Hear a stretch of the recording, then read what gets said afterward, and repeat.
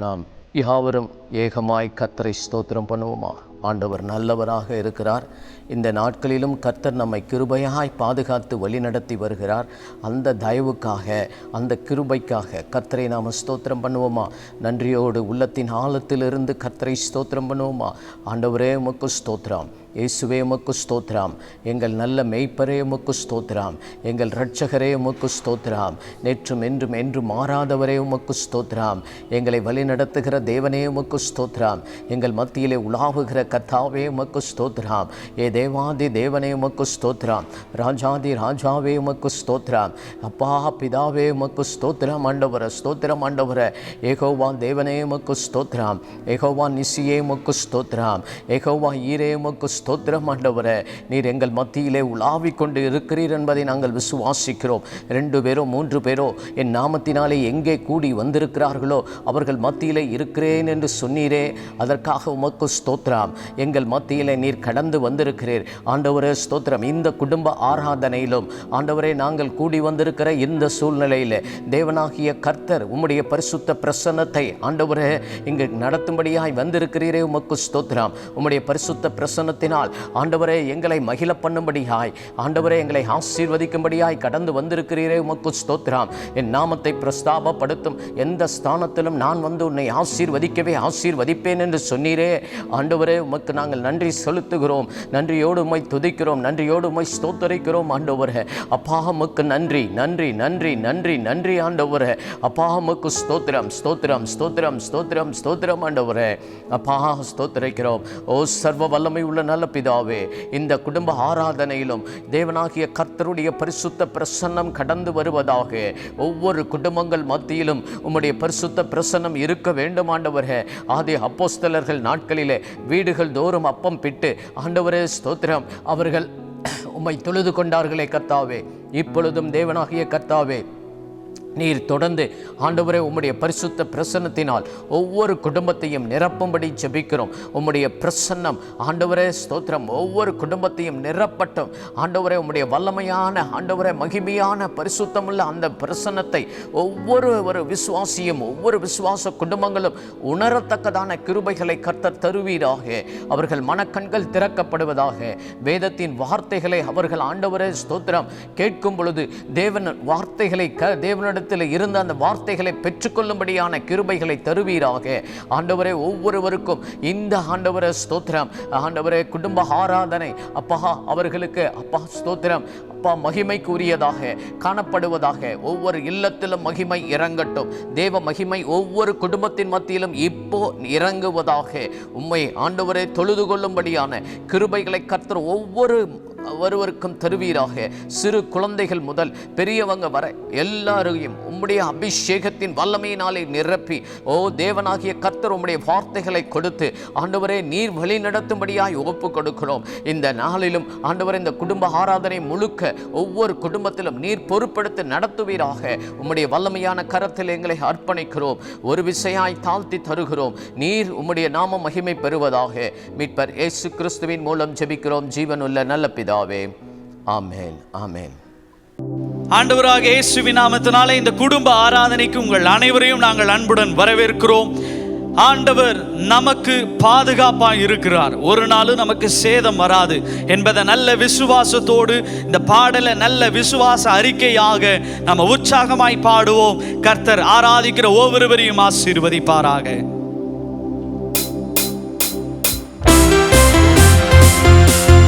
நல்ல உற்சாகமாய் எங்களோடு சேர்ந்து கரங்களை தட்டி பாடுவோம்.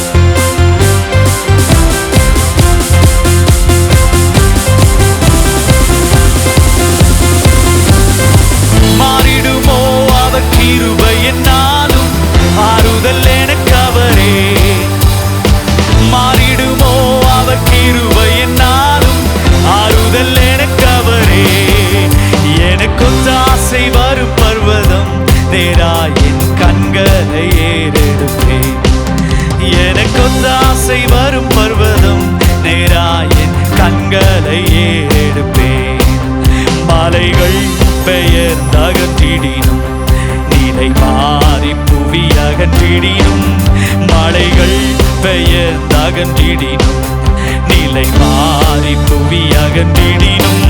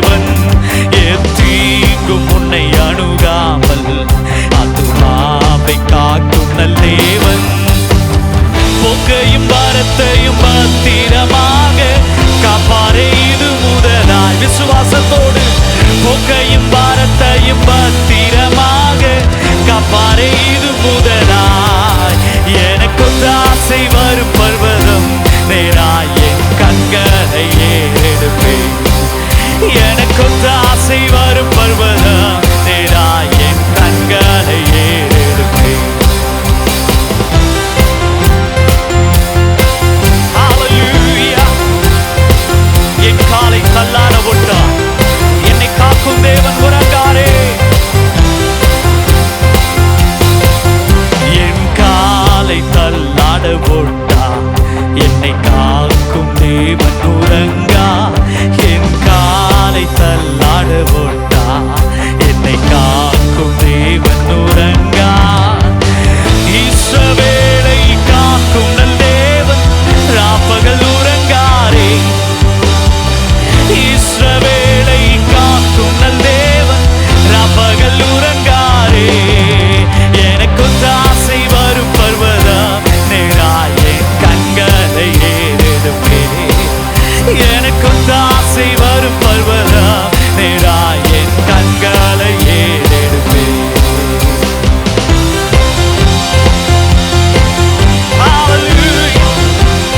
பாதுகாக்கும் தெய்வனுக்கு மகிமை செலுத்துகிறோம்.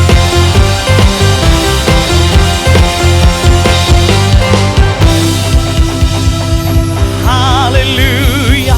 அப்படியே எல்லாரும் இருக்கிற எங்களுடைய கண்களை மூடி, ஓ தேவாதி தெய்வமே, உம்மை நாங்கள் ஆராதிக்கிறோம். உம்முடைய பிரசன்னத்திலே நாங்கள் வந்திருக்கிறோம் ஆண்டவரே. ஹalleluya, ஹalleluya. அப்படியே கண்களை மூடி தேவ பிரசன்னத்திலே ஆராதிப்போம். ஆண்டவரே ஸ்தோத்திரம். ஆண்டவரே, ஒருவராய் பெரிய அதிசயங்கள் செய்கிறவரே, அவருடைய நாமம் ஒருவராய் பெரிய அதிசயங்கள் செய்கிறவர். அந்த அதிசயமான நாமத்தை எல்லாரும் இருக்கிற இடங்களிலே கண்களை மூடி நல்ல வாய்களை திறந்த ஆண்டவரை துதிப்போம். ஆண்டவரே, நீ பெரிய அதிசயங்களை செய்கிறவரே, எங்கள் தேசத்தில் ஒரு அதிசயம் செய்வீராக, எங்கள் பட்டணத்தில் அதிசயம் செய்வீராக, எங்கள் குடும்பத்தில் ஒரு அதிசயம் செய்வீராக. ஹalleluya.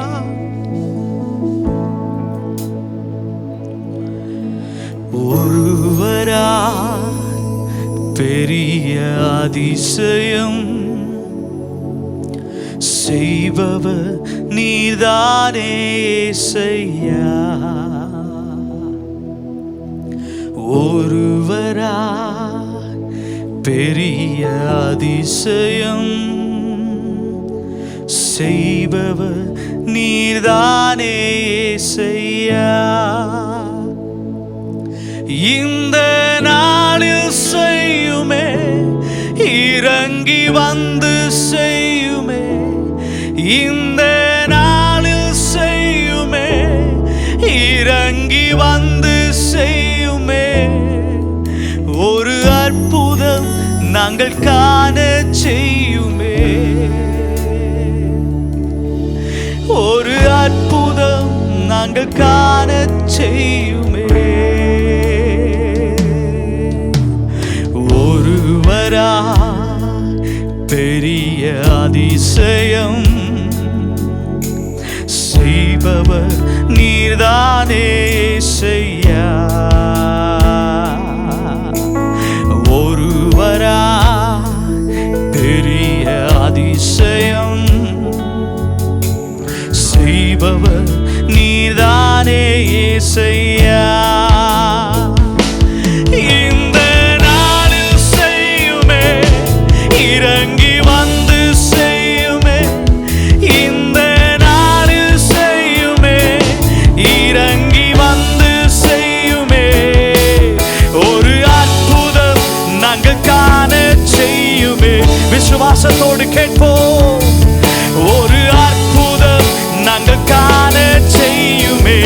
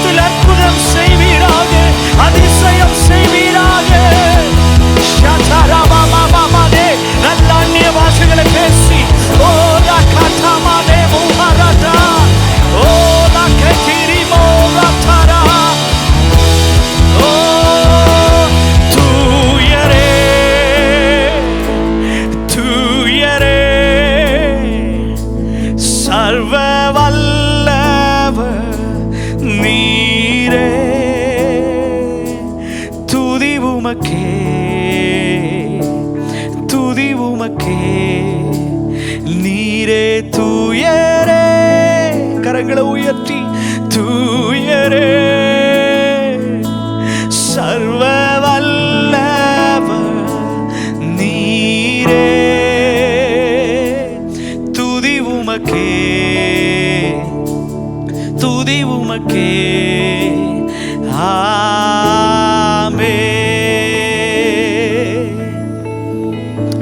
கால்கள் யாவும் முடங்கும், நாவு யாவும் அறிக்கை செய்யும், அந்த இயேசுவே ஆண்டவர் என்று நாங்கள் இன்றைக்கு அறிக்கை செய்கிறோம். ஒருவராய் பெரிய அதிசயம் செய்கிறவரே, எங்கள் இந்திய தேசத்தில் எழுந்து எங்களுக்காக ஒரு அதிசயம் செய்யும், எங்கள் குடும்பங்களில் அதிசயம் செய்யும்.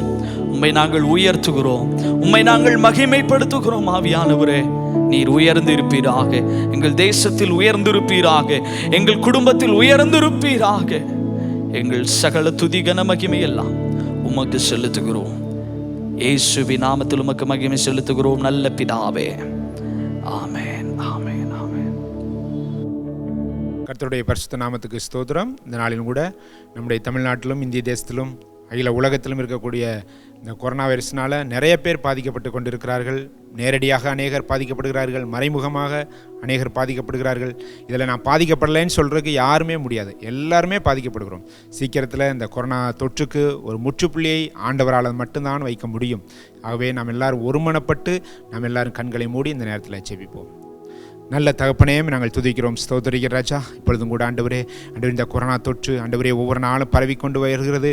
ஆண்டவரே, தலைவர்கள், அரசியல் தலைவர்கள், ஆண்டவரே ஸ்தோத்திரம், பதவியில் இருக்கிறவங்க எல்லாரும் என்ன செய்வதென்று தெரியாமல் திகைத்திருக்கக்கூடிய இந்த நேரத்தில் ஆண்டவரே உங்கள் சமூகத்தை நாங்கள் நோக்கி பார்க்கிறோம் ராஜா. தகப்பனே, உமக்கு நன்றி சொல்கிறோம். நீர் ஒருவர் தான் இதற்கு முற்றுப்புள்ளி வைக்க முடியும் ஆண்டவரே. ஆண்டவரே, உமக்கு ஸ்தோத்திரம். நீர்தான் ஆல்ஃபாவும் ஒமேகாவுமாய் இருக்கிறீர், நீர்தான் ஆந்தவும் ஆதியும் அந்தவுமாய் இருக்கிறீரப்பா. ஆண்டவரே ஸ்தோத்திரம், உம்முடைய பாதத்தை நாங்கள் பிடித்து ஆண்டவரே கெஞ்சுகிறோம் ஆண்டவரே. ஆண்டவரே, இந்த தொற்று முற்றிலுமாய் நீங்கி போகும்படியாக நாங்கள் செபிக்கிறோம். ஒவ்வொரு நாளும் ஆண்டவரே அது அதிகரித்து கொண்டே வருகிற சூழ்நிலை காணப்படுகிறது. ஆண்டவரே, சீக்கிரத்தில் அதுக்கு ஒரு விடிவு காலம் கிடைக்கும்படியாக நாங்கள் செபிக்கிறோம் அப்பா. ஆண்டவரே, உமக்கு ஸ்தோத்திரம். இதனால் அநேகர் பாதிக்கப்பட்டு இருக்கிறார்கள், நேரடியாக மறைமுகமாக. ஆண்டவரே, பாதிக்கப்பட்டு இருக்கிற ஒவ்வொருவருக்கும் ஆண்டவரே இந்த பாதிப்பிலிருந்து நீர் கர்த்தர் விடுதலையை தரும்படியாக நாங்கள் செபிக்கிறோம் ஆண்டவரே. பாமுக்கு ஸ்தோத்திர ராஜா. என் நாமத்தினாலே நீங்கள் எதை கேட்டாலும் பெற்றுக்கொள்வீர்கள் என்று சொல்லியிருக்கிறீரே. இயேசு கிறிஸ்துவின் நாமத்தினால கேட்கிறோம் அப்பா. ஆண்டவரே ஸ்தோத்திரம். இந்த தொற்று சீக்கிரத்தில் ஆண்டவரே எங்கள் தமிழ்நாட்டை விட்டு நீங்கும்படியாக நாங்கள் செபிக்கிறோம். எங்கள் இந்திய தேசத்தை விட்டு நீங்கும்படியாக நாங்கள் செபிக்கிறோம் ஆண்டவரே. அகில உலகத்தை விட்டு நீங்கி போகும்படியாக நாங்கள் செபிக்கிறோம் ஆண்டவரே. அப்பா உமக்கு ஸ்தோத்திரம், ஸ்தோத்திரம், ஸ்தோத்திரம் ஆண்டவரே. தகப்பனே, உமக்கு நன்றி ராஜா. ஹல்லேலூயா. மை ஸ்தோத்திரிக்கிறோம், ஸ்தோத்திரிக்கிறோம் ஆண்டவரே. இப்போதும் ராஜாக்களே உணர்வடையுங்கள், பூமியின் நியாயாதிபதிகளே எச்சரிக்கையாயிருங்கள் என்று நம்முடைய வேதம் சொல்கிறதே ஆண்டவரே. குமாரன் கோபம் கொள்ளாமலும் வழியிலே நீங்கள் அழியாமலும் இருக்கும்படி அவருடைய பாதத்தை முத்தம் செய்யுங்கள் என்று சொல்லியிருக்கிறீரே ஆண்டவரே. அந்த வார்த்தையின்படி ஆண்டவரே நாங்கள் உடைய சமூகத்திலே வருகிறோம் ஆண்டவரே. உடைய பாதத்தை பிடித்து முத்தம் செய்கிறோம் ஆண்டவரே. ஆண்டவரே, சீக்கிரத்தில் அந்த கொரோனா தொற்று முற்றிலுமாய் நீங்கி போக கர்த்தாவே நீர் அனுக்கிரகம் செய்யும்படியாக நாங்கள் செபிக்கிற ராஜா. தகப்பனே, எங்கள் தேசத்து தலைவர்கள் எல்லாரும் ஆண்டவரே உணர்வடையட்டும் ஆண்டவரே. மெய்யான தெய்வத்தண்டை வரட்டும் ஆண்டவரே. அப்பா, எங்கள் தேசத்தில் இருக்கக்கூடிய நியாயாதிபதிகள் எல்லாம் ஆண்டவரே நீதியாய் நியாயம் செய்து ஆண்டவரே ஸ்தோத்திரம் ஆண்டவரே உடைய சமூகத்தில் வரும்படி கர்த்தாவே நீர் அனுக்கிரகம் செய்யும்படியாக நாங்கள் செபிக்கிற ஆண்டவரே. ஜீவனுள்ள தேவனிடத்தில் திரும்பும்படி கர்த்தாவே நீர் ஒவ்வொருவருக்கும் நீர் கிருபை தரும்படியாக நாங்கள் செபிக்கிறோம் அப்பா. ஹல்லேலூயா. மை ஸ்தோத்திரிக்கிறோம் ஆண்டவரே. பக்தன் சொன்னதை போல தேவரீர் செய்ய நினைத்தது ஒன்றும் தடைபடாது என்று வேதத்திலே வாசிக்கிற ராஜா.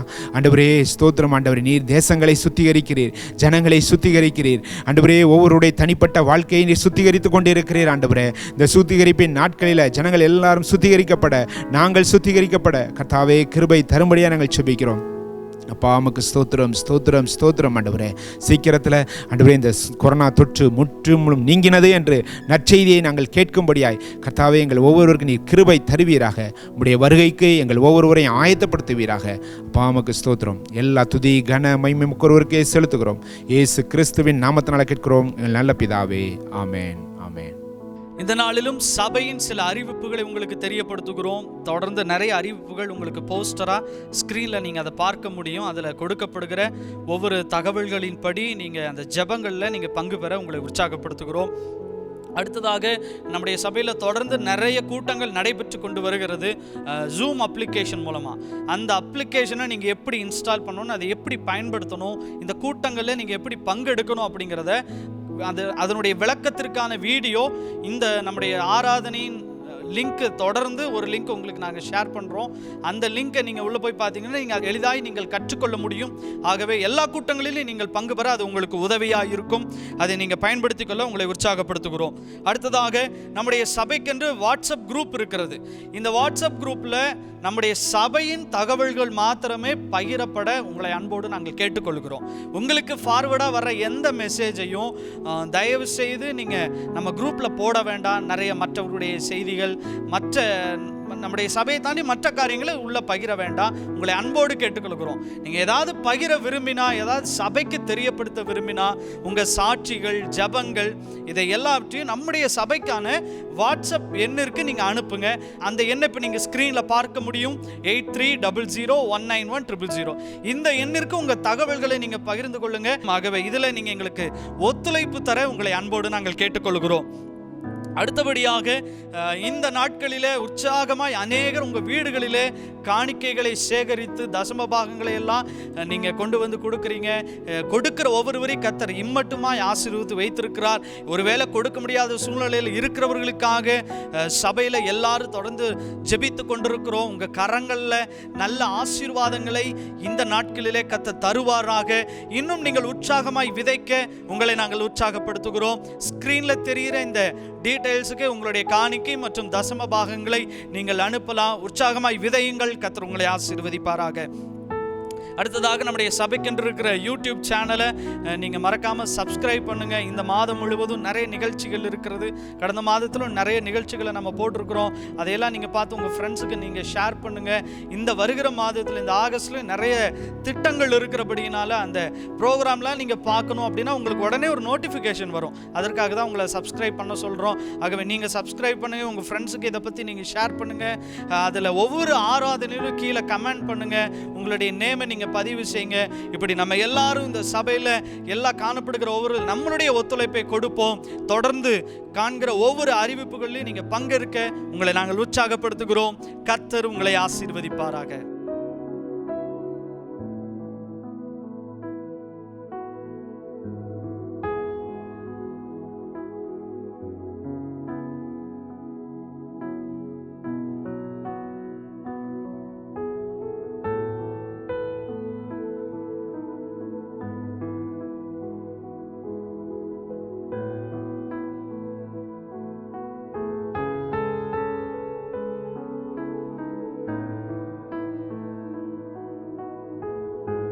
அறிவிப்புகளோடு கூட சேர்ந்து இன்னும் ஒரு அறிவிப்பை நான் கொடுக்கும்படியாக விரும்புகின்றேன்.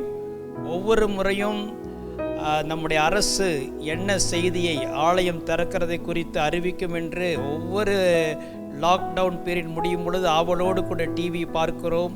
இது தொடர்ந்து கொண்டே போகிறது. நாம் அது நாடி அரசாங்கம் போட்டிருக்கிற சட்டங்களை நாம் கையாள வேண்டும். அதே நேரத்தில் தனிப்பட்ட விதத்தில் நீங்கள் ஆலயத்துக்கு வந்து போவதற்கு எந்த தடையுமே கிடையாது. ஆகவே இந்த மாதத்தில் நான் என்ன விரும்புகிறேன் என்றால், 60 வயதுக்கு கீழே இருக்கிறவர்கள், 10 வயதுக்கு மேலே இருக்கிறவர்கள், உங்களுக்கு விருப்பமானால், உங்களுக்கு சூழ்நிலைகள் சாதகமாக இருக்கும் என்றால், ஏன் வாரத்துக்கு ஒரு முறை உங்களுக்கு சௌரியப்பட்ட நேரத்தில் வந்து ஹீலிங் சென்டர் அறை மாத்திரம் திறந்திருக்கும். அங்கே வந்து நீங்கள் ஏன் ஒரு அரை மணி நேரமாவது ஜெபித்து கொண்டு போகக்கூடாது? ஈவன் நீங்கள் ஃபேமிலியாக வந்து கூட அரை மணி நேரம் நல்லா வர்ஷிப் பண்ணிட்டு போகலாமே. திடீரென்று இன்று காலையில் நான் ஜெபித்து கொண்டிருக்கும் பொழுது இப்படி ஒரு ஐடியா மனதுக்குள் வந்து, நம்ம ஒன்றா கூட முடியாது, கட்டாயம் கூட முடியாது. நானும் அந்த நீங்கள் கூடி வரும்போது, நீங்கள் வரும்போது நானும் அங்கே இருக்க மாட்டேன். ஆகவே உங்களுக்கு சௌரியமான நேரத்தில் வந்து நீங்கள் வந்து ஒரு அரை மணி நேரமாவது ஆண்டவரை ஆராதித்து கொண்டோ ஜெபித்து கொண்டோ போனால் உங்களுக்கு நன்றாக இருக்கும். அப்படி நீங்கள் செய்வீர்கள் என்று சொன்னால், நீங்கள் வாட்ஸ்அப்பில் நீங்கள் வந்துட்டு போனதை போஸ்ட் பண்ணும்பொழுது எனக்கு அது தெரியும், நீங்களாம் வந்துட்டு போயிருக்கிறேன்னு சொல்லி என்னையும் அது சந்தோஷப்படுத்தும். என்னை நீங்கள் கண்டு ஜெபிக்கும்படியாக விரும்பினால், ஒவ்வொரு வாரமும் வெள்ளிக்கிழமையும் சனிக்கிழமையும் 6 மணியிலிருந்து 8 மணி வரைக்கும் நான் ஆலயத்தில் இருப்பேன். மாலையில், மீண்டும் சொல்கிறேன், வெள்ளி சனி மாலை 6 மணியிலிருந்து 8 மணி வரைக்கும் ஆலயத்தில் இருப்பேன். நீங்கள் வந்து ஜெபிக்க விரும்பினால் என்னோடு கூட சேர்ந்து நீங்கள் ஜெபித்து விட்டு போகலாம். ஞாயிற்றுக்கிழமை யாரும் இங்கே வர முடியாது, ஏன்னா ஞாயிற்றுக்கிழமை ஹோல் லாக்டவுனாக காணப்படுகிறது. அப்போது இடப்பட்ட நேரத்தில் ஜெபிக்க வருகிறவர்கள் காலை 5 மணியிலிருந்து மாலை 8 மணி வரைக்கும் நீங்கள் எந்த நேரம் வேண்டுமானாலும் வரலாம். ஆகவே அந்த நேரத்தையும் நீங்கள் கையாளும்படியாய் கேட்டுக்கொள்கிறேன், ஞாயிற்றுக்கிழமை தவிர. உங்கள் யாவரையும் மீண்டும் ஆண்டுடைய நாமத்தினாலே வாழ்த்துகின்றேன். நீங்கள் அனைவரும் உங்களுடைய வீடுகளிலே திருவிருந்து ஆராதனையிலே பங்கெடுத்திருப்பீர்கள் என்று சொல்லி நான் கருதுகின்றேன். கூட்டத்தின் முடிவிலே, செய்தியின் முடிவிலே உங்கள் எல்லாருக்காக நான் ஜெபிக்கும்படியாக விரும்புகின்றேன். அதே போல் ஆகஸ்ட் 16ஆம் தேதி முடிய தினந்தோறும் 1/2 மணி நேரமாவது நீங்கள் ஜெபிக்க வேண்டும் என்று கேட்டிருக்கின்றேன். யூடியூப்பில் என்னுடைய செய்தியோடு கூட ஜெப நேரத்தையும் கொஞ்சம் கொடுக்கிறபடினால் அதோடு கூட சேர்ந்து நீங்கள் ஜெபிக்கலாம். மற்றபடி தனியாகவும் நீங்கள் ஜெபிக்க உங்களை உற்சாகப்படுத்துகின்றேன். கர்த்தர் உங்கள் ஒவ்வொருவரையும் ஆசீர்வதிப்பாராக. கொஞ்ச நேரம் நாம் தேவனுடைய வார்த்தையை தியானிப்போம். இன்று எழுந்திரு என்கிறதான தலைப்பிலே உங்களோடு கூட பேசும்படியாக விரும்புகின்றேன். இந்த ஆகஸ்ட் மாதம் ஒரு புதிய துவக்க மாதமாய் இருக்கும் என்று நீங்கள் கர்த்தரை விசுவாசியுங்கள். அதாவது 7 நாள் ஆண்டவர் உலகத்தை உண்டாக்கினார், 7 நாள். பிறகு 8 என்பது அது ஒரு புதிய துவக்கம் என்று பைபிளில் வேத பண்டிதர்கள் சொல்கிறார்கள். சரி, ஆகவே ஒரு புதிய நன்மை ஏற்படும், ஒரு புதிய அத்தியாகம் நம்முடைய வாழ்க்கையிலே ஏற்படும் என்று சொல்லி நீங்கள் கர்த்தரை விசுவாசிக்க வேண்டும். அதாவது எழுந்திரு என்று நான் சொல்லும் பொழுது உன்னுடைய சோர்வை விட்டு எழுந்திரு. ஐயோ இப்படி ஆயிப்போச்சே, அந்த மன சங்கடங்களை விட்டு நீங்கள் எழுந்திருக்கணும். பயத்தை விட்டு, கவலை விட்டு, போராட்டமாக என் வாழ்க்கை இருக்குது, எந்த ஒரு சூழ்நிலையில் நீங்கள் இருந்தாலும் கர்த்தருடைய வார்த்தை உங்களுக்கு வருகிறது என்னவென்றால், நீ எழுந்திரு என்று சொல்கிறார். இது எவ்வளவு காலம்னு புலம்பிக் கொண்டே இருக்க வேண்டாம். நீ எழுந்திருந்து செய்ய வேண்டியதை நாம் செய்ய வேண்டும். சில வசனங்களை இந்த காலை வேளையிலே நாம் தியானிக்கப் போகிறோம். யோசுவா எழுதின புஸ்தகம் 7ஆம் அதிகாரம் 1ஆம் வசனத்தை முதலாவது வாசிப்போம். அதற்கு பிற்பாடு 6 முதல் 10 முடிய வாசிக்க கேட்போம். இஸ்ரவேல் புத்திரர் சாபத்தீடானதிலே துரோகம் பண்ணினார்கள். எப்படியெனில் யூதா கோத்திரத்து சேராகுடைய குமாரனாகிய சப்தியின் மகன் கர்மிக்கு பிறந்த ஆகான் என்பவன் சாபத்தீடானதிலே சிலதை எடுத்துக்கொண்டான். ஆகையால் இஸ்ரவேல் புத்திரர் மேல் கர்த்தருடைய கோபம் மூண்டது. அப்பொழுது யோசுவா தன் வஸ்திரங்களை கிழித்து கொண்டு அவனும் இஸ்ரவேலின் மூப்பரும் சாயங்காலம் மட்டும் கர்த்தரின் பெட்டிக்கு முன்பாக தரையிலே முகங்குப்புற விழுந்து தங்கள் தலைகளின் மேல் புழுதியை போட்டுக்கொண்டு கிடந்தார்கள். யோசுவா, கர்த்தராகிய ஆண்டவரே, எங்களை அழிக்கும்படிக்கு எமோரியர் கைகளில் ஒப்பு கொடுப்பதற்காகவா தேவரீர் இந்த ஜனத்தை யோர்தானை கடக்க பண்ணினீர்? நாங்கள் யோர்தானுக்கு அப்புறத்தில் மனம் திருப்தியாக இருந்து விட்டோமானால் நலமாயிருக்கும். ஆண்டவரே, இஸ்ரவேல் தங்கள் சத்துருக்களுக்கு முதுகை காட்டினார்கள். இப்பொழுது நான் என்ன சொல்லுவேன்? கானானியரும் தேசத்து குடிகள் யாவரும் இதை கேட்டு எங்களை வளைந்து கொண்டு எங்கள் பேரை பூமியில் இராதபடிக்கு வேறற்று போக பண்ணுவார்களே. அப்பொழுது உமது மகத்தான நாமத்துக்கு என்ன செய்வீர் என்றான். அப்பொழுது கர்த்தர் யோசுவாவை நோக்கி, எழுந்திரு, நீ இப்படி முகங்குப்புற விழுந்து கிடக்கிறது என்ன? 10ஆம் வசனத்தை வீட்டில் இருக்கிற நாம் எல்லாருமே சேர்ந்து ஒன்றாக படிக்கப் போகிறோம். அப்பொழுது கர்த்தர் யோசுவாவை நோக்கி, எழுந்திரு, நீ இப்படி முகங்குப்புற விழுந்து கிடக்கிறது என்ன? கர்த்தர் இந்த காலை வேளையிலே உங்கள் ஒவ்வொருவரையும் பார்த்து இந்த வார்த்தைகளை தான் சொல்கிறார்.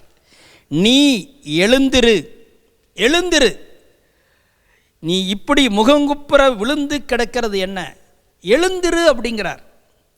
அப்போது நீங்கள் தான், உங்களுக்கு தான் தெரியும் எங்கெங்கெல்லாம் நீங்கள் படுத்து கிடக்கிறீங்க, எங்கெங்கெல்லாம் உங்கள் வாழ்க்கை இப்படி ஆயிடுச்சேன்னு சொல்லி சோர்ந்து போய் முடங்கி கிடக்கிறீங்க. எழுந்திருக்க வேண்டும். சரி, இப்போ நம்ம வாசித்த அந்த பகுதிக்கு நம்ம வரும் பொழுது நடந்த காரியம் உங்களுக்கு ஏற்கனவே தெரியும். பைபிள் படிக்கிறவர்களுக்கு அடிக்கடி இஸ்ரவேல் மக்கள் யுத்தம் பண்ணி ராஜ்யங்களை பிடித்தார்கள். இப்போ ஆயி பட்டணத்துக்கு விரோதமாக அவங்க போகிறாங்க. போகும் பொழுது எல்லா இடத்துலையுமே அவங்களுக்கு ஜெயம் கிடச்சிரும். எப்போ தோல்வி வரும்னா இவங்க பாவம் செஞ்சால் தான் தோல்வி. அதில் நமக்கே ஒரு பாடம். நம்முடைய வாழ்க்கை எப்பொழுதுமே ஜெயமுள்ள வாழ்க்கையாக தான் இருக்கும். பைபிள் என்ன சொல்கிறது? கிறிஸ்துவுக்குள் வாழும் நமக்கு ஜெயம் உண்டு, வெற்றி உண்டு. இன்னொரு இடத்துல ரோமரில் 8ஆம் அதிகாரத்தில் கிறிஸ்துவுக்குள் முற்றிலும் ஜெயம் கொள்கிறவளாய் இருக்கிறோம். எப்போ பாஸ்டர் தோல்வி வரும்? தோல்வி எப்போ வரும்னா பாவத்துக்குள்ளே ஈடுபடும் பொழுது, பாவத்திற்காக சரீரத்தை ஒப்பு கொடுக்கும் பொழுது, இச்சையான காரியங்களை நிறைவேற்றும் பொழுது தோல்வியை சந்திக்கிறவளாய் இருப்போம். சில நேரங்களில் தேவனுடைய தீர்மானத்தின்படியும் நாம் பாவம் செய்யாமல் இருந்தாலும் சில சோதனைகளை அனுமதிக்கிறார். யோபுக்கு வந்த மாதிரி ரெண்டுமே இருக்கலாம். ஆனால் இந்த சாத்தானோட நம்ம தோற்று போகிறோம் என்றால் ஏதோ நம்முடைய வாழ்க்கையில் ஒரு குறை ஏற்பட்டிருக்கலாம். அப்போ இங்கே பார்த்தீங்கன்னா இந்த இஸ்ரவேல் பெரிய குடும்பம், 24 லட்சம் பேர் சேர்ந்து ஒரே கூட்டம் தானே. அப்போ அதில் ஒருவன் ஆகான் என்று சொல்லப்பட்டவன் அந்த கர்த்தருக்கு விரோதமான ஒரு பாவத்தை செய்து விட்டான்.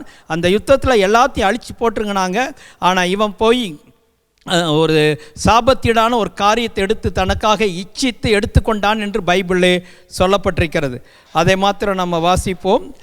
21ஆம் வசனம், 7ஆம் அதிகாரம் 21ஆம் வசனம். கொல்லையிலே 20-21 வாசிங்க. அப்பொழுது ஆகான் யோசுவாவுக்கு பிரதித்திரமாக, மெய்யாகவே நான் இஸ்ரவேலின் தேவனாகிய கர்த்தருக்கு விரோதமாக பாவம் செய்தேன், இன்னென்ன பிரகாரமாக செய்தேன். கொல்லையிலே நேர்த்தியான ஒரு பாபிலோனிய சால்வையும் 200 வெள்ளி சேக்கலையும் 50 சேக்கல் நிறையான ஒரு பொன் பாலத்தையும் நான் எடுத்துக்கொண்டு அவைகளை இச்சித்து எடுத்துக்கொண்டேன். இதோ அவைகள் என் கூடாரத்தின் மத்தியில் பூமிக்குள் புதைந்திருக்கிறது, வெள்ளி அதன் அடியில் இருக்கிறது என்றான். அப்போ அவர் சொன்ன உடனே ஆகான் ஒத்துக்கிட்டான், நான் என்னென்னலாம் எடுத்தேன்னு சொல்லி. இதனால தான் அவங்களுக்கு ஒரு பெரிய தோல்வி ஏற்பட்டது. சரி, சம்பவத்துக்கு வருவோம். இந்த தோல்வி ஏற்பட்டதுனா இவன் இப்படி செய்ததுனால தோல்வி வந்தது. அப்போ அதை பார்த்துட்டு யோசுவா பயங்கரமாக புலம்புகிறார். அந்த புலம்புல கொஞ்சம் நேரம் நம்ம பார்க்க போகிறோம். அவர் என்னென்ன பண்ணாருன்னு பாருங்கள். அப்போது 6ஆம் வசனத்தில் அவங்க எல்லாருமே சேர்ந்து மோங்குப்புற விழுகிறாங்க. 7ஆம் வசனத்தை பாருங்கள். கர்த்தராகிய ஆண்டவரே, எங்களை அழிக்கும்படிக்கு எம்மோரியர் கைகளில் ஒப்பு கொடுப்பதற்காகவா தேவரீர் இந்த ஜனத்தை யோர்தானை கடக்க பண்ணினீர்? இவர் தப்பு பண்ணல, எங்கேயோ ஒரு தப்பு நடந்தது. இவர் இன்னும் அவர் கண்டுபிடிக்கல, பின்னால் தான் கண்டுபிடிக்கிறாங்க. அப்போது திடீரென்று நம்முடைய அன்றாட வாழ்க்கையிலே, நம்முடைய வாழ்க்கை பயணத்திலே ஏதாவது ஒரு சம்பவம் தீமையாய் நமக்கு நேரிடும் பொழுது, நமக்கு விரோதமாய் நேரிடும் பொழுது, யோசுவாவை போல தான் நாமும் இப்படிப்பட்ட வார்த்தைகளை பேசி விடுகிறோம். யோசுவா எவ்வளவு தைரியசாலி, எவ்வளவு பெரிய ஒரு விசுவாச வீரன் யோசுவா தானே மோசேக்கு பிற்பாடு அந்த ஜனங்களை கானானுக்குள்ளே கூட்டிகிட்டு வராரு. இவரே இப்படி பேசினார்னா 24 லட்சத்துக்கு மேலே ஜனங்க இருக்கிறாங்க, இவர் ஒரு தலைவர். இப்போ என்ன சொல்கிறாரு? என்ன ஆண்டவரே, எங்களை அழிக்கும்படிக்கு எம்மோரியர் கையில் ஒப்பு கொடுக்கவாய் எங்களை யோர்தானை கடக்க பண்ணினீர். இவர் தான் யோர்தானை கடந்து எல்லாரையும் கூட்டிகிட்டு வந்தார். சில நேரங்களில் நீங்கள் ஒரு பெரிய வெற்றி அடைந்த பிற்பாடு தான் சோர்வுகள் வரும். இவர் ஒரு பெரிய வெற்றியான ஒரு காரியத்தை செஞ்சிட்டார். யோர்தானை கடக்கிறது விளையாட்டான காரியம் இல்லை, அது கரை புரண்டு வெள்ளம் வரும். ஆனால் ரொம்ப அற்புதமாக ஆசாரியருடைய கால்கள் பட்ட மாத்திரத்தில் யோர்தான் 2ஆக பிரிஞ்சு இவர் எல்லாரையும் கூட்டிகிட்டு வந்துட்டார். வந்த பிற்பாடு இப்படிப்பட்ட ஒரு சம்பவம் நடக்குது, தோல்வி ஆயிடுச்சு யுத்தத்தில். அப்போது அதில் இவர் அப்படி அவிதமாய் புலம்புகிறார். இதே போல தான் நம்மில் அநேகர் ஏன் தான் ரட்சிக்கப்பட்டோம், ஏன் தான் இப்படி வந்துட்டோமே, நம்ம தெரியாமல், இவ்வளவு கஷ்டம் தெரிஞ்சிருந்தால் நாங்கள் வந்திருக்க மாட்டோமே, இயேசுவை பின்பற்றுகிறது இவ்வளவு கஷ்டமா அப்படின்னு சொல்லி கஷ்டம் இல்லாததையும் பிசாசானவன் சோதனை வருகிற நேரத்தில் அது ஒரு பெரிய கஷ்டமாக உங்களை காட்டிடுவான். ஆண்டவரை பின்பற்றி வருவது கஷ்டமான காரியம் அல்ல. இயேசு ஒரு இடத்துல என்ன சொன்னார்? என் நுகம் மெதுவாயும் என் சுமை லகுவாயும் இருக்கும் தானே சொன்னார். நீங்கள் அனுபவிக்கிற போராட்டம் கஷ்டம் மாதிரி பெரிய பாடு மாதிரி தெரிஞ்சால் பிசாசு அப்படி உங்கள் மனசுக்குள்ளே கொண்டு வரான். இயேசுவே அழகாக சொல்லிட்டார், என்னுடைய நுகம் மெதுவாக தான் இருக்கும், என்னுடைய சுமை லகுவாக தான் இருக்கும், வருத்தப்பட்டு பாரம் சுமக்கிறவர்களே நீங்கள் எல்லாரும் என்னிடத்தில் வாருங்கள் என்று சொன்னார். இப்போ யோசுவாவுக்கு சாத்தான் இதை மிக பெருசாக காட்டினால அந்த மாதிரி வார்த்தைகளெல்லாம் யூஸ் பண்ணுறான். நான் அடிக்கடி சொல்லியிருக்கிற சாத்தான் தந்திரம் உள்ளவன். ஆதாம் ஏவாள் அந்த ஏதேன் தோட்டத்தில் இருக்கும் பொழுது சாத்தான் தந்திரமாக ஏவாளை பார்த்து என்ன சொல்கிறான்? ஆண்டவர் தேவன் எந்த பழத்தையுமே நீ சாப்பிடக்கூடாதுன்னு சொன்னாரா? சுய பரிதாபமான கேள்வி கேட்டான். அதாவது அவங்கள ரொம்ப பரிதாபத்துக்குள்ளே ஆக்குற மாதிரி கேட்டான். இப்போ ஒரு சின்ன சம்பவம் நடந்த உடனே நம்ம மனசுக்குள்ளே கர்த்தரே உன் கூட இல்லை, உன்னை கைவிட்டுட்டார். இந்த மாதிரி எண்ணங்கள் தான் வருது. யோசுவாக்கு அந்த மாதிரி எண்ணம் தான் வந்திருக்குது. சரி, அடுத்தது அவர் என்ன பண்ணுறாரு? 7ஆம் வசனத்து 2வது பகுதியை படிங்க. நாங்கள் யோர்தானுக்கு அப்புறத்தில் மனம் திருப்தியாக இருந்து விட்டோமானால் நலமாயிருக்கும். இப்படி பேசலாமா? அவர் எவ்வளவு கஷ்டப்படல, ஆண்டவர் எவ்வளவாக இவர்கள் பேரிலே அன்பு வைத்து, அன்பு வைத்து ஓங்கிய புயத்தினாலும் பலத்த கரத்தினாலும் எகிப்திலிருந்து புறப்பட பண்ணி இவங்களை எல்லாம் வெளியில் கொண்டு வந்தார்ல. செங்கடலை கடந்திருக்கிறாங்க, யோர்தானை கடந்திருக்கிறாங்க, வழியில் வந்த சத்துருக்களோடையெல்லாம் கர்த்தர்களுக்காக யுத்தம் பண்ணினார். இத்தனையும் பண்ணி கொண்டு வந்த உடனே இவர் என்ன வார்த்தை பேசுகிறாரு? மறுபடியும் அங்கே மறுபடியும் அதை வாசிங்க. நாங்கள் யோர்தானுக்கு அப்புறத்தில் மன திருப்தியாய் இருந்து விட்டோமானால் நலமாயிருக்கும். அப்படி பேசலாமா? சில நேரங்களில் நம்ம அறியாமல் அப்படி பேசுகிறோம். சரி, இந்த நன்மை கிடைக்காட்டினா கூட பரவாயில்ல. இந்த மாதிரி வார்த்தைகள் நமக்கு அதிகமான ஒரு போராட்டங்கள் வரும் பொழுது ஏன் தான் இப்படி ஆச்சோ அப்படிங்கிற மாதிரி எண்ணங்களை சாத்தான் மனதிற்குள்ளே கொண்டு வந்து விடுவான். நாம் அந்த எண்ணங்களுக்கு என்டர்டெயின்மெண்ட் பண்ணக்கூடாது, இடம் கொடுக்கக்கூடாது. யோசுவாவுக்குள்ளே எப்படிங்க அந்த மாதிரி எண்ணமெல்லாம் வந்தது? எவ்வளோ பெரிய ஒரு தலைவர். ஏன் வந்தோம்? இஸ்ரவேல் மக்கள் பேசின அதே வார்த்தை தான் அவரும் பேசுகிறாரு. இஸ்ரவேல் மக்கள் ஒரு இடத்துல என்ன பேசுனாங்க? நாங்கள் எகிப்திலேயே இருந்திருந்தா பரவாயில்ல, அங்கேயே நாங்கள் செத்து போயிருந்தா பரவாயில்ல, அங்கே எங்களுக்கு பிரேதக்குழி இல்லையான்னு எங்களை கொண்டு வந்து மோசே கேட்குறாங்க இல்லையா? அதே போல தான் இப்போ யோசுவா ஆண்டவரை கேட்குறான். நான் எண்ணத்தை உங்களுக்கு சுட்டி காட்டுகிறேன் என்றால், நமக்கு சோதனைகள் வரும் பொழுது, பாடுகள் வரும் பொழுது, போராட்டங்கள் வரும் பொழுது நம்ம என்னென்னமோ வார்த்தைகளை பேசி புலம்புறோமே, அதெல்லாம் நியாயமானதா? யோசுவாவும் அப்படியெல்லாம் பண்ணிட்டார். சரி, அதை யோசிக்க வேண்டும். பிறகு ஆகவே தான் கர்த்தர் எழுந்திரு என்று சொல்கிறார். பிறகு 8 விட்டுருவோம். 9க்குள்ளே அவர் சொல்கிறார், இமேஜின் பண்ணுறார். கானானியரும் தேசத்து குடிகள் யாவரும் இதை கேட்டு எங்களை வளைந்து கொண்டு எங்கள் பேரை பூமியில் இராதபடி வேறற்று போக பண்ணுவார்கள். இது இமேஜினேஷன். ஆண்டவர் அப்படி விட்டுருவாரா? பாருங்கள், நான் ஏன் இதை விளக்கமாக உங்களுக்கு படித்து காட்டுறேன். இந்த மாதிரி தான் நம்முடைய வாழ்க்கையில் ஒரு பிரச்சனை வந்தால் கடகடான்னு பேசிகிட்டே இருக்கிறோம். இவன் நிறுத்த மாட்டேங்கிறார் பாருங்க, பேசிகிட்டே இருக்கார். நீங்கள் பேச ஆரம்பிச்சிங்கன்னா பேசிகிட்டே இருப்பீங்க. அதுக்காக தான் அங்கே நிறுத்திடணும். மறுபடியும் சொல்கிறாரு, அப்போது அந்த தேசத்தின் குடிகள் இதை கேட்டு எங்களை வளைந்து கொண்டு, அப்படியெல்லாம் நடந்துருமா? வளைந்து கொண்டு எங்கள் பேரை பூமியில் இராமல் பண்ணிடுவாங்களே. எவ்வளோ ஒரு சின்ன காரியம் நடந்ததுக்கு, யுத்தத்தில் ஒரு தோல்வி நடந்ததுக்கு எவ்வளவு தூரம் அவர் டீப்பாக யோசிக்கிறார். அஃப்கோர்ஸ் ஒரு தேவனுடைய மனுஷன் யோசிக்கிறது தவறு கிடையாது. ஆனால் இடம் கொடுக்கும் பொழுது ரொம்பவே நம்ம ரொம்ப ஒரு பயங்கரமான ஒரு சோர்வுக்குள்ளே போய்விடும். சீக்கிரமாக இதை விட்டு எழுந்திருக்க பழகி கொள்ள வேண்டும். அதற்காக தான் நான் உங்களுக்கு சொல்கிறேன். எத்தனையோ பேர் இந்த லாக்டவுன் பீரியடில் வேலைகளை இழந்து, பணத்தை இழந்து, பொருட்களை இழந்து, பல விதத்திலேயும் மன உளைச்சலை நீங்கள் அனுபவித்து கொண்டு வருகிறீர்கள். அதனாடி உங்கள் இமேஜினேஷன் எங்கெங்கேயோ போய் விடுகிறது. இனிமேல் நம்ம என்ன செய்வோம்? மறுபடியும் பிழைக்க முடியுமா? மறுபடியும் பணம் வருமா? மறுபடியும் வேலை கிடைக்குமா? பல எண்ணங்கள் உங்களுக்குள் ஓடிக்கொண்டு இருக்கலாம். கர்த்தர் சொல்கிறார், நீ எழுந்திரு. முகங்குப்புற விழுந்து கிடப்பது என்ன? சூழ்நிலையை கர்த்தர் மாற்றி விடுவார் என்கிற விசுவாசத்தோடு கூட நீ எழுந்திருக்க வேண்டும். சரி, அப்படி சொல்கிறாரு. அதுக்கப்புறம் கடைசியாக சொல்லி ஒன்று முடிக்கிறார் 9ல், அப்பொழுது உமது மகத்தான நாமத்துக்கு என்ன செய்வர்? இந்த கவலை எதுக்கு யோசுவாவுக்கு?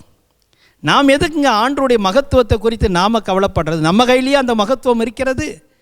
சில நேரங்கள் நம்முடைய கவலைக்கு ஒரு அளவே இல்லை. தேவனுடைய மகத்துவத்தை போய் நான் ஏன் கவலைப்படணும்? அவர் கவலைப்படுறார். அப்பொழுது உமது மகத்தான நாமத்துக்கு என்ன செய்வீர்? அவருடைய நாமம் தூஷிக்கப்படுறதுன்னா அவர் பார்த்து கொள்வார், மகிமைப்படுகிறது அவருடைய கையில் இருக்கிற. நீ ஏன் கவலைப்படுற? இவர் ஏன் கவலைப்படணும்? அப்போ பாருங்கள், அந்த எண்ணத்தை நீங்கள் கொஞ்சம் விட்டுட்டிங்கன்னா எங்கெங்கெல்லாம் போய் ஆண்டவருக்காகவே கவலைப்படுற அளவுக்கு போய் விடுகிறது. இதெல்லாம் பார்த்துட்டு தான் கர்த்தர் பொறுமையாக கேட்டுட்டு கூலாக பதில் சொல்கிறார். என்ன பதில் சொல்கிறார்? 10ல், எழுந்திருப்பா, நீ இப்படி மூங்குப்புற விழுந்து கிடக்கிறது என்ன? இஸ்ரவேல் மக்கள் பாவம் செஞ்சாங்க, அதை நீ கண்டுபிடி, அதை நிவர்த்தி பண்ணு, எல்லாம் சரியாய் போய்விடும் என்று சொல்லுகிறார். ஆமேன் சொல்லுவோம். ஆமேன். ஆகவே உங்களுக்கு மீதி நடந்த காரியங்களெல்லாம் உங்களுக்கு தெரியும். கர்த்தர் அவர்களை காப்பாற்றி அவர்களை வெளியே கொண்டு வந்தார். நீங்கள் யோசுவா மாத்திரம் அன்னைக்கு கர்த்தருடைய வார்த்தைக்கு கீழ்ப்படிஞ்சு எந்திரிக்காமல் இருந்திருந்தார்னா அவருடைய ஊழியம், அவருடைய எல்லாமே அன்னையோடு முடிஞ்சிருக்கும். கவனிக்கிறீங்களா? உங்களுடைய குடும்பத்துக்கு கர்த்தர் அநேக திட்டங்களை வச்சிருக்கிறாரு, அநேக பிளான்கள் இருக்கிறது, கணவன் மனைவி பிள்ளைகளுக்கு.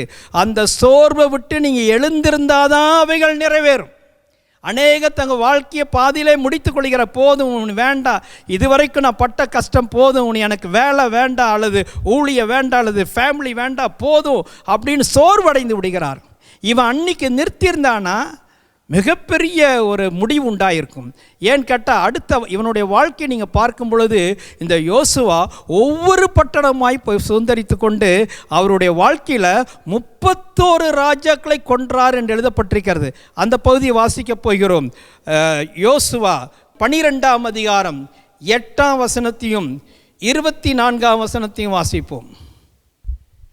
யோசுவா இஸ்ரவேல் கோத்திரங்களுக்கு சுதந்திரமாக பங்கிட்டதுமான ஏத்தியர், எமோரியர், கானானியர், பெர்ஷியர், ஏவியர், எபூசியர் என்பவர்களுடைய தேசத்திலே இருந்தவர்களும் யோசுவாவும் இஸ்ரவேல் புத்திரரும் முறியடித்தவர்களுமான ராஜாக்கள் யாரெனில் பாருங்க. அப்போ அந்த ராஜாக்கள் யாரெனில் மீதியுள்ள வசனங்களை நீங்கள் வீட்டில் பார்த்தீங்கன்னா 31 ராஜாக்கள் வருகிறார்கள். கடைசி வசனத்தை படிங்க. திர்ஷாவின் ராஜா ஒன்று, ஆக இவர்கள் எல்லோரும் 31 ராஜாக்கள். 31 ராஜாக்கள் என்றால் 31 நாடுகள். அப்போ எவ்வளவு நாடுகள் அவர் ஜெயிச்சிருக்கார் பாருங்க. அப்போ இந்த சம்பவத்துக்கு பிற்பாடு இவர் முகங்குப்புற விழுந்து கடந்து எழுந்த பிற்பாடு மிகப்பெரிய ஒரு வெற்றியின் பாதை உங்களுக்கு முன்பதாக இருக்கிறது அருமையானவர்களே. ஆகவே சோர்வை விட்டு எழுந்திருங்கள், சங்கடங்களை விட்டு எழுந்திரு. யாரோ அவங்க மனசை புண்படுத்தியிருப்பாங்க, அதையே எவ்வளோ காலம் யோசிச்சுட்டு இருப்பீங்க, இவர் என்ன இப்படி பண்ணிட்டாரு, அவர் என்ன இப்படி பண்ணிட்டாரு. இல்லை, அதெல்லாம் எழுந்திருக்க வேண்டும். உங்கள் மனசை நீங்களே தேற்றிக்கொண்டு நீங்கள் எழுந்திருந்தால்தான் உங்கள் வாழ்க்கையில் கர்த்தர் இன்னும் வைத்திருக்கிற அநேக கொண்டாட்டங்கள், வெற்றிகளை நீங்கள் அனுபவிக்க முடியும். எழுந்திருக்க வேண்டும், எழுந்து பழக வேண்டும். பைபிள் என்ன சொல்லுது? நீதிமான் 7 தரம் விழுந்தாலும் எழுந்திருப்பான்னு சொல்கிறாருல்ல. ஒரு தடவை விழுந்துட்டு அவ்வளவுதான் இல்லை, உங்களால் முடியும். ஜெயமுள்ள ஒரு வாழ்க்கை வாழ்வதற்கு ஆவலுடையவர்களாய் நீங்கள் இருக்க வேண்டும். சரி, நம்ம 1-2 மனிதனை மாத்திர பார்ப்போம். இன்னும் ஒரு மனிதனை நம்ம பார்ப்போம். அவர் உங்கள் எல்லாருக்கும் நல்லா தெரிஞ்ச மனிதர் எலியா. எலியாவை பற்றி சண்டே கிளாஸ்லேருந்தே நம்ம படிக்கிறோம். அதில் ஒரு பகுதியை நம்ம பார்ப்போம்.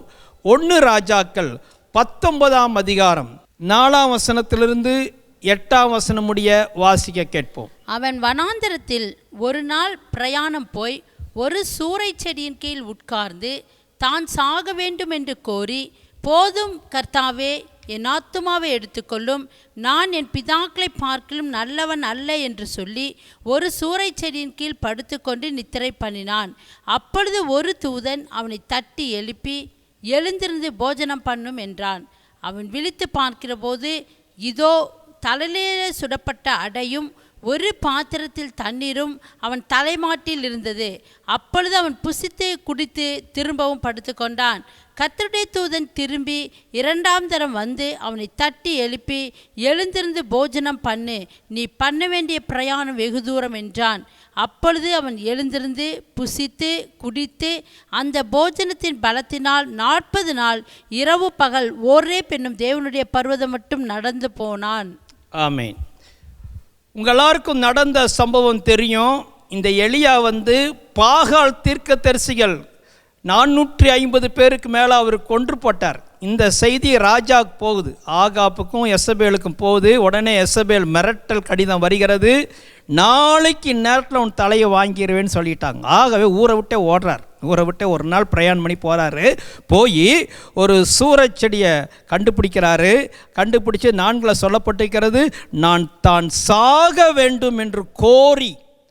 அதாவது கோரினா திரும்ப திரும்ப சாகணும் சாகணும் சாகணும் சாகணும் சாகணும், இதே வார்த்தை வாயில் திரும்ப திரும்ப திரும்ப சொல்கிறான். சொல்லி என் ஆத்துமாவை எடுத்துக்கொள்ளும், நான் என் பிதாக்களை பார்க்கலும் நல்லவன் அல்ல என்று சொல்லி படுத்துட்டான். சில நேரங்களில் ஓவர் சோறு வந்துன்னா ஒன்றுமே செய்ய முடியாது, பேசாமல் போய் படுத்துருவான். அந்த மாதிரி தான் எலியாயிட்டார். ஒரு பெரிய தீர்க்கதரிசி, நிமிஷத்துக்கு நிமிஷத்துக்கு தேவனுடைய வார்த்தையை கேட்கக்கூடிய ஒரு தேவ மனிதன். இவரும் பாருங்கள் ஒரு பெரிய ஒரு காரியத்தை செஞ்ச பிற்பாடு ஒரு சோர்வு வருகிறது. இதை தான் நீங்கள் அறிஞ்சுங்க. எப்பொழுதுமே ஒரு ஜெயம் பெற்ற பிற்பாடு ஒரு சோர்வு வரும் மனசில். அந்த இருக்கிற அந்த ஜெயத்தினுடைய சந்தோஷத்தை சாத்தான் எடுத்து போட வருவான். நீங்கள் வேணால் பாருங்கள், அதெல்லாம் சாத்தானுடைய தந்திரங்கள். நீங்கள் சந்தோஷமாக இருப்பதை அவன் விரும்ப மாட்டான். அப்போது இந்த பயத்தினால் அவர் சோர்ந்து போயிட்டார், சோர்ந்து போய் படுத்துட்டார். ஆனால் ஆண்டவர் நல்லவர், கர்த்தருக்கு ஸ்தோத்திரம். இந்த எலியா தீர்க்கதரிசியை கர்த்தர் தேவதூதனை அனுப்பி சந்தித்து அவனை தேற்றுகிறார். யோசிச்சு பாருங்க, அவரும் ஒரு அவங்க சோரச்செடியின் கீழே படுத்துட்டு இருக்கும் பொழுது ஒரு தேவதூதன் வந்து தட்டி எழுப்பி நல்லா தழலில் சுடப்பட்ட, அதாவது கிரில்லில் சுடப்பட்ட அடை தண்ணி எல்லாம் அவர் கிடைக்குது. அதுக்கு மேலே என்ன வேணும்? நல்ல ஆண்டவர் அவனை கவனிக்கிறார். அவன் என்ன பண்ணுறான், எலியா சாப்பிட்டுட்டு மறுபடியும் தூங்கிக்கிறார். மறுபடியும் தூதன் வரார், மறுபடியும் அதே மாதிரி பண்ணுறாரு. அப்போது அப்படி இருக்கும் பொழுது ஆண்டவருடைய கட்டளை அங்கே வருகிறது. 2வது முறை தூதன் வந்த உடனே ஒரு வார்த்தை சொல்கிறார். என்ன சொல்கிறாரு? நீ பண்ண வேண்டிய பிரயாணம் வெகு தூரம். ஆமென். 2வது முறை செய்தி வருகிறது. முதல் முறை அப்படியே விட்டுட்டார், சரி படுத்துக்குப்பா, மெதுவாக அவன் கூட பேசுகிறேன். செகண்ட் டைம் செய்தி வருகிறது. இப்படியே நீ படுத்து கொண்டு இருக்க முடியாது, நீ எழுந்திருக்க வேண்டும். நீ பிரயாணம் பண்ணுகிற தூரம் வெகு தூரம். அருமையானவர்களே, அவ்விதமாக பயத்தில், சோதனையில், அவ்விதமான ஒரு போராட்டத்தில் படுத்து அவ்விதமாய் முகங்குப்புற விழுந்து கிடக்கிற உங்களை பார்த்து கர்த்தர் சொல்கிறது என்னவென்றால், இந்த காலை வேளையிலே நீ பண்ண வேண்டிய பிரயாணம் வெகு தூரமாயிருக்கிறது, இன்னும் நீ அடையவில்லை.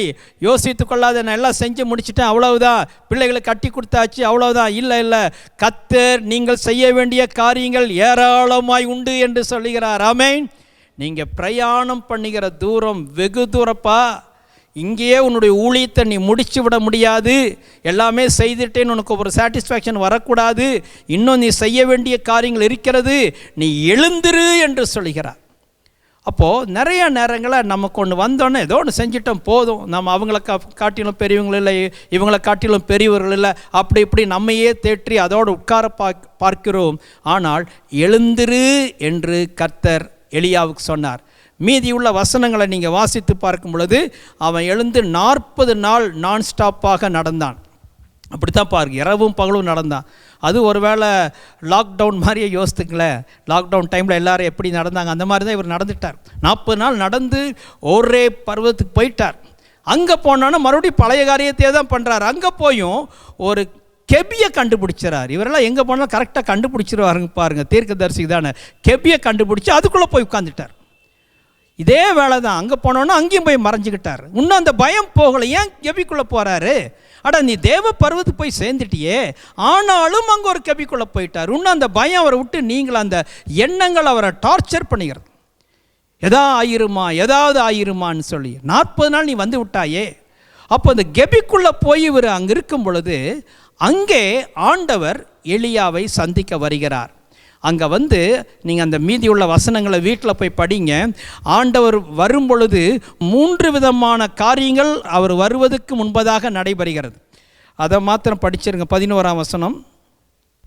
அப்பொழுது அவர், நீ வெளியே வந்து கர்த்தருக்கு முன்பாக பர்வதத்தில் நில் என்றார். அப்பொழுது இதோ கர்த்தர் கடந்து போனார். கர்த்தருக்கு முன்பாக பர்வதங்களை பிளக்கிறதும் கன்மலைகளை உடைக்கிறதுமான பலத்த பெருங்காற்று உண்டாயிற்று. ஆனாலும் அந்த காற்றிலே கர்த்தர் இருக்கவில்லை. காற்றிற்கு பின் பூமி அதிர்ச்சி உண்டாயிற்று. பூமி அதிர்ச்சியிலும் கர்த்தர் இருக்கவில்லை.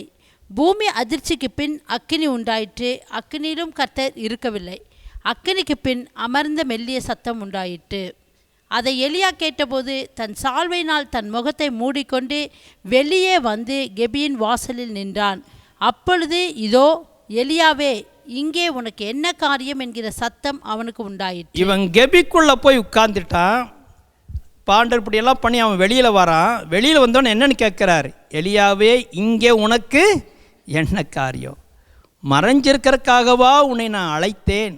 இந்த கெபிக்குள்ளே உனக்கு என்ன வேலை? அஃப்கோர்ஸ் இப்போ எல்லோரும் வீட்டில் தான் அடைஞ்சிருக்கிறோம் கெபி மாதிரி.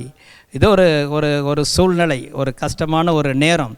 ஆனால் நிரந்தரமாக அப்படி நம்ம இருக்க போகிறதில்ல. சிலரெல்லாம் அப்படி யோசித்து கொள்கிறார், அவ்வளோதான் உன்னை இந்தியாவே போய்விட்டது, எல்லாமே போயிருச்சு. இல்லை நம்முடைய தேவன் பெரிய தேவன். அல்லேலூயா. அவர் நேற்றும் இன்றும் என்றும் மாறாதவர். சூழ்நிலைகளை அவர் மாற்றுகிற தேவன் என்பதை நீங்கள் விசுவாசிக்க வேண்டும். சில நேரங்களில் ஒரு காய்ச்சல் வந்தாலே அது நிரந்தர காய்ச்சல் நினச்சிக்கிறாங்க. அப்படியெல்லாம் கிடையாது. எதுவுமே நிரந்தரமான பிரச்சனை அல்ல. உங்களுடைய விசுவாசத்தினாலே, நீங்கள் பேசக்கூடிய விசுவாச வார்த்தையினாலே கர்த்தர் சூழ்நிலைகளை மாற்ற வல்லமையுள்ள தேவனாய் காணப்படுகிறார். ஆமென். எலியா இது நிரந்தர பிரச்சனை மாதிரி நினச்சிட்டார், அவ்வளோதான் அப்படின்ட்டார். இல்லை, ஆண்டவர் சொல்கிறார், எந்திரி, இங்கே உனக்கு என்ன காரியம்? தம்மை அவனுக்கு வெளிப்படுத்துகிறார். இங்கே பார்த்தீங்கன்னா ஆண்டவர் அவன் முன்னால் கடந்து போகிறாரு. 3 காரியங்கள் போகிறது. ஒன்று, அவருடைய ஒரு பெருங்காற்று வருகிறது. அந்த காற்று கண்மலைகளை பிளக்கிற மாதிரி காற்று. அப்படி சில காற்றெல்லாம் இருக்குது, பேய் காற்றும்பாங்க இல்லையா? அப்போ அந்த மாதிரி ஒரு சூறாவளி காற்று, பயங்கர காற்று. ஆனால் அதில் கர்த்தரை காணோம். அடுத்தது பூமி அதிர்ச்சி வருகிறது, அந்த சுற்றி அங்கேயும் கர்த்தரை பார்க்க முடியல. 3வது ஒரு அக்கினி வருகிறது. அவரு தான் அக்கினியிலையும் அவர் அந்த டைமில் இல்லை. கடைசியில் பார்த்தீங்கன்னா மெல்லிய சத்தத்தில் தான் ஆண்டவர் வருகிறார். சில நேரங்களில் நம்ம எதிர்பார்க்கிற விதத்தில் கர்த்தர் தம்மை காட்ட மாட்டார். பைபிள் சொல்லுது 3லேயும் அவர் இல்லை. 3மே ஆண்டவர் நினச்சிருந்தா வந்திருக்கலாம், ஆனால் 3ல் அவர் வரல. அது கடந்து போய்விட்டது. கடைசியில் மெல்லிய சத்தம். சில நேரங்களில் நம்ம பெரிய விதத்தில் கர்த்தர் நம்மோடு கூட பேசுவார் என்று எதிர்பார்க்கிறோம். அவரோ இருதயத்திலிருந்து மெல்லிய சத்தத்தின் மூலமாய் நம்மோடு கூட பேசுவார். ஆமென். மெல்லிய சத்தம் எலியாவுக்கு உண்டானது. வந்து என்ன காரியம்னு சொல்லி பிறகு எலியா செய்ய வேண்டிய மற்ற வேலைகளை சொல்லுகிறார். நீ போய் 2 ராஜாக்களை நீ அபிஷேகம் பண்ண வேண்டும் என்று சொல்லுகிறார். அதெல்லாம் நம்ம வாசிக்க வேண்டாம். அதுக்கு பிற்பாடு உன்னுடைய அடுத்த லீடரை உருவாக்கி எலிசாவை போய் நீ அபிஷேகம் பண்ணுங்கிறாரு. அப்போது இவருக்கு நிறைய வேலை வச்சுருந்தார். 2 பெரிய ராஜாக்களை அபிஷேகம் பண்ணிக்கிற வேலை இருக்கிறது. அடுத்த தலைமுறை இவர் எழுப்ப வேண்டிய வேலை இருக்கிறது. அதுக்குள்ளேயே போதும் கர்த்தாவே என்று சொன்னால் எப்படி? அப்போ அநேகர் தங்கள் வாழ்க்கை பயணம் முடிவதற்குள்ளாகவே ஒரு சிறிய சோதனை வந்தால் எல்லாவற்றையும் நிறுத்திவிட பார்க்கிறார்கள். அப்படியல்ல. ஒவ்வொருவருக்கும் தேவன் ஒரு பர்பஸ் வைத்திருக்கிறார், ஒரு நோக்கம் வைத்திருக்கிறார். அந்த நோக்கம் நிறைவேறுகிற வரைக்கும் நீங்கள் ஆண்டவரோடு கூட ஓடிக்கொண்டே இருக்க வேண்டும். ஆமென் சொல்வீர்களா? அப்போஸ்தலனாகிய பவுல் என்ன சொல்கிறாரு? நல்ல போராட்டத்தை போராடினேன், ஓட்டத்தை முடித்தேன், விசுவாசத்தை காத்து கொண்டேன் என்று சொல்கிறார். அப்போ அவர் ஓட முடியாதபடி அவருக்கு பிரச்சனை இருந்ததுங்களா இல்லையா? உங்களை ஒரு கேள்வி கேட்குறேன். காலில் ஒரு முள் குத்துனா முன்னாடி ஓட முடியுமா? கஷ்டம்தானே. அவருடைய சரீரத்தில் முள் இருந்ததே.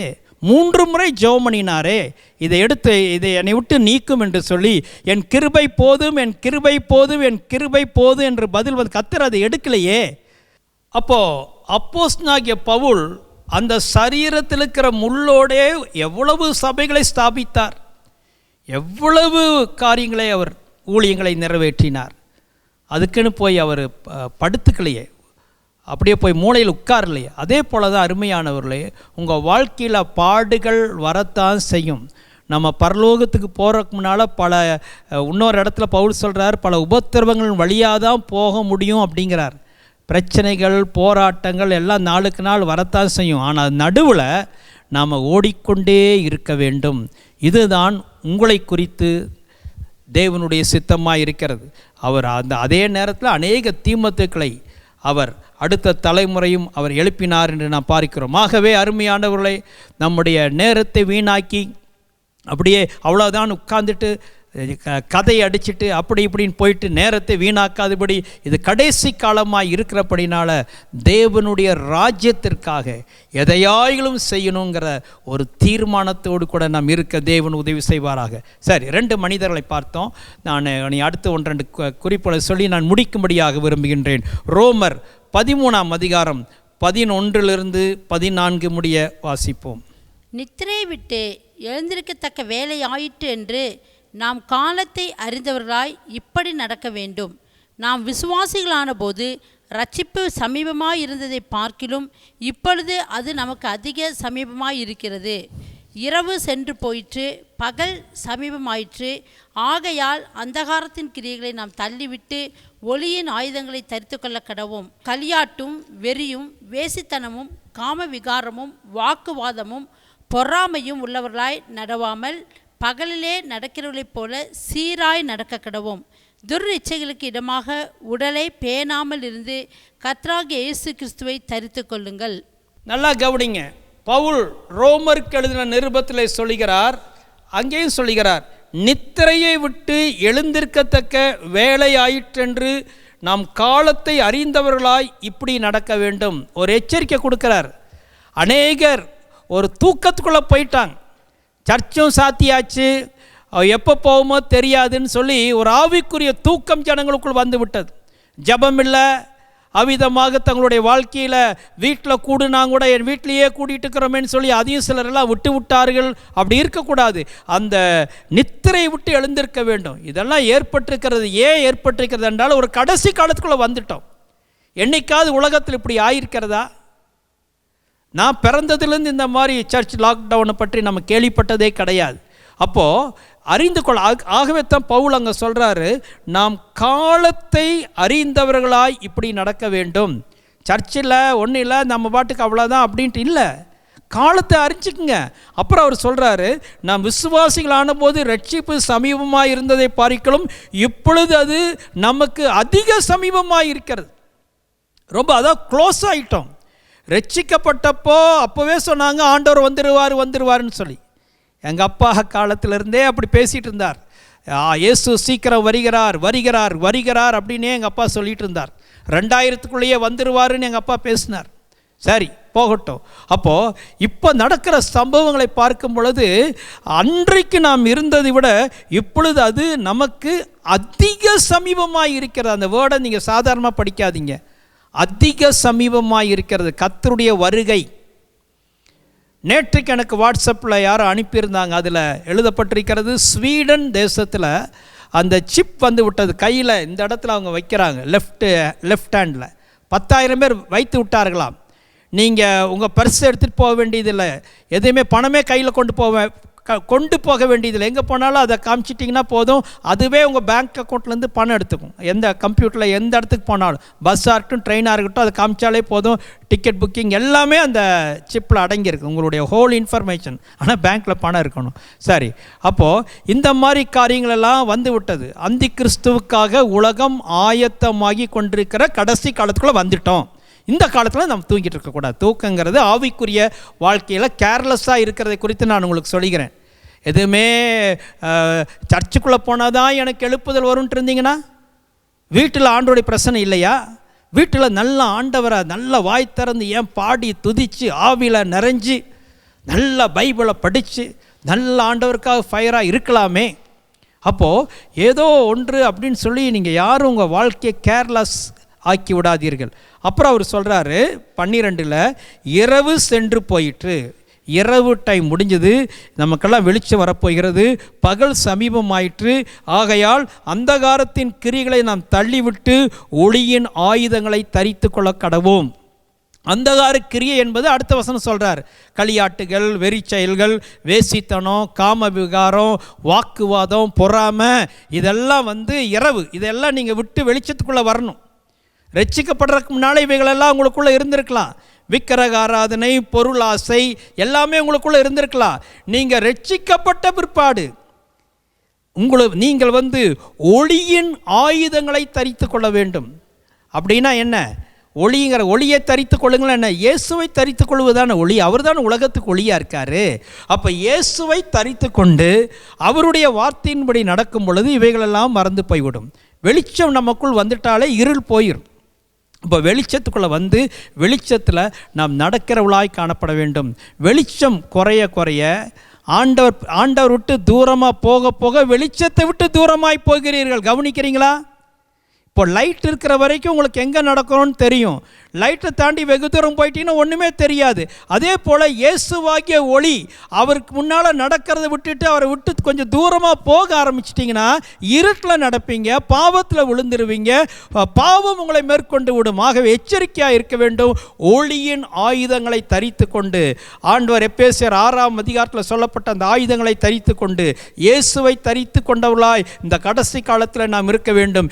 யார் யாரெல்லாம் இயேசுவை தரித்திருக்கிறார்களோ அவர்களை தான் வருகையில் எடுத்துக்கொள்ளும்படியாக கர்த்தர் வரப்போகிறார். அவருடைய வருகைக்கு ஆயத்தப்படும்படியாக தான் அந்த வசனங்களை சொல்கிறார். கடைசியாக எழுந்திரு என்று சொல்லி ஏசாயா தீர்க்கதரிசி மூலமாகவும் நமக்கு அறிவிக்கப்படுகிறது. ஏசாயா 51 அதிகாரம் 9 வசனத்தை வாசிப்போம். எலும்பு எலும்பு பெலன்கொள், கர்த்தரின் புயமே, முந்தின நாட்களிலும் பூர்வ தலைமுறைகளிலும் எலும்பினபடி எலும்பு. ராகாபை துண்டித்ததும் வலுஷர்பத்தை வதைத்ததும் நீதான் அல்லவோ. அதாவது கொஞ்சம் உங்களுக்கு புரியுது கடினமாக இருக்கும். இந்த வசனம் எகிப்திலிருந்து இஸ்ரவேல் மக்கள் புறப்பட்டு வந்தாங்க இல்லைங்களா, அதை விளக்கக்கூடிய ஒரு வசனம். அதை ஞாபகப்படுத்துகிறார். எவ்வளவு அதான் புயம், கர்த்தருடைய புயம், அவருடைய ஓங்கிய புயம், பலத்த கரத்தினால உன்னை அவர் வெளியில் கொண்டு வந்தார். நீ பலன்கொள், முந்தின நாட்களை நினைவு கூறு. அப்போது ராகாப்னா பைபிள் டிக்ஷனரியில் ராகாப் என்பது எகிப்து தேசத்தை குறிக்கக்கூடியதாக இருக்கிறது. அதே போல் அந்த வலு சர்ப்பம் என்பது எகிப்தின் ராஜாவாகிய பார்வோனை குறிக்கக்கூடியதாக இருக்கிறது. பைபிளை நீங்கள் அப்படி தான் புரிந்து கொள்ள வேண்டும். அதை புரியறதுக்கு உங்களுக்கு ஒரு வசனத்தை கொடுக்குறேன். எசேக்கியேல் 29:3 வாசிங்கள். கர்த்தராகிய ஆண்டவர் சொல்லுகிறார், எகிப்தின் ராஜாவாகிய பார்வோனே, நீ உன் நதிகளின் நடுவிலே படுத்துக்கொண்டு, என் நதி என்னுடையது, நான் அதை எனக்காக உண்டு பண்ணினேன் என்று சொல்லுகிற பெரிய முதலையே, இதோ நான் உனக்கு விரோதமாய் வந்து. இந்த வசனத்திற்கும் அந்த வசனத்துக்கும் ரெஃபரன்ஸ் இருக்குது.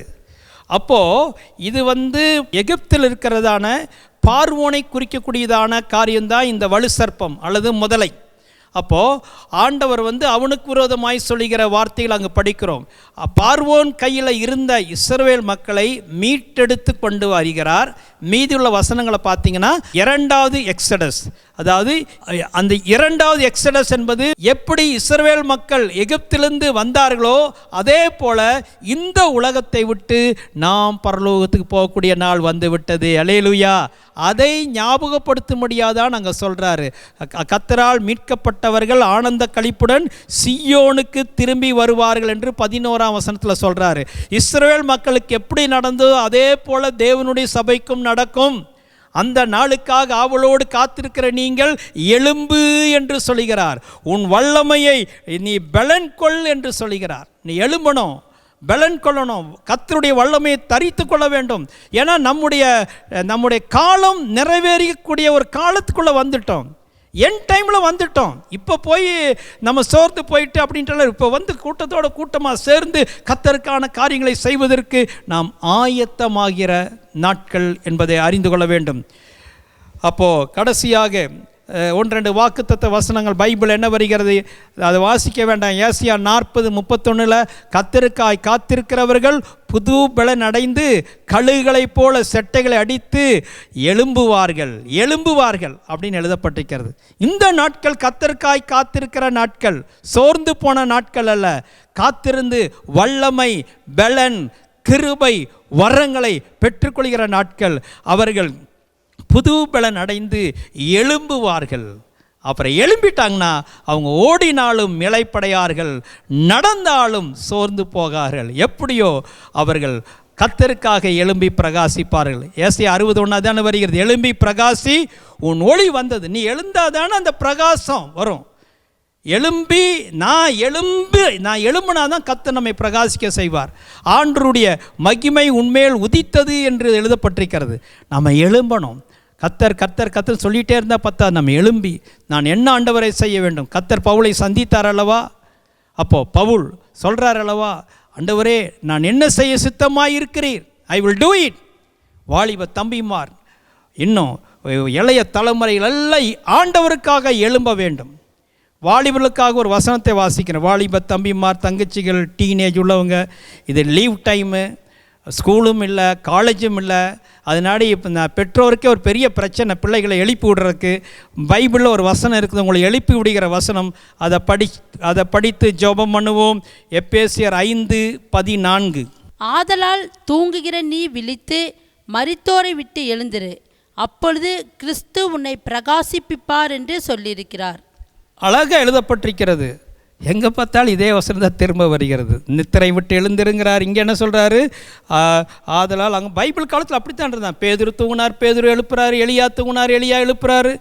அப்போ இங்கே பார்க்கும் பொழுது, ஆதலால் தூங்குகிற நீ விழித்து மரித்தோரை விட்டு எழுந்திரு. அப்போ தூங்குகிறவர்களை மரித்தோருக்கு கம்பேர் பண்ணுறார். அவங்க தான் எல்லாம் முடிஞ்சதுன்னு படுத்துட்டாங்க, நீண்ட தூக்கத்துக்குள்ளே போயிட்டாங்க. நீ இன்னும் உனக்கு முடியல, நீ அந்த மரித்தோரை விட்டு எழுந்திரு, உன் தூக்கத்தை விட்டு எழுந்திரு. எழுந்திருந்தால் இவரும் அதை சொல்கிறாரு, கிறிஸ்து உன்னை பிரகாசிப்பார். ஏசையா சொன்னதை பவுலிங்க ஞாபகப்படுத்துகிறார். எழுந்திரு, உனக்கு ஒரு ஃப்யூச்சர் இருக்கிறது. ஏதோ எனக்கு இது இல்லை அது இல்லைன்னு சோர்ந்து போய் இருக்க வேண்டாம். நீ எழும்புனீன்னா உனக்கு ஒரு ஃப்யூச்சர் உண்டு. ஆமேன். வாலிப தங்கச்சிகள், வாலிப பையங்கள் ஒவ்வொருவருக்கும் கர்த்தர் நல்ல எதிர்காலத்தை வைத்திருக்கிறார். சோர்ந்து போகாதீங்க. ஒன்றுமே இல்லை, லாக்டவுன் அப்படி சும்மா தான் இருக்கு. இல்லை, இந்த டைம் உங்கள் டேலண்ட், உங்கள் ஸ்கில் டெவலப் பண்ணுங்கள். கர்த்தருடைய சமூகத்தில் காத்திருங்க, எழுந்திருங்க. ஆண்டவர் நம்ம சபையில் இருக்கிறவங்க ஒவ்வொருவரையும் பிரகாசிக்க செய்தால் அதை விட சந்தோஷம் வேறு என்ன எனக்கு இருக்கிறது? உன்னை வாக்குத்தத்தம் கொடுக்குறாரு இல்லையா? தூக்கத்தை டெடிகேட் பண்ணு. 10 மணி வரைக்கும் காலையில் இன்னும் தூக்கி கொண்டே இருந்தால் எப்படி? தூக்கத்தை விட்டு எழுந்திரு, கர்த்தர் உன்னை பிரகாசிக்க பண்ணுவார். அநேகருக்கு நீங்கள் ஆசீர்வாதமாய் இருப்பீர்கள்.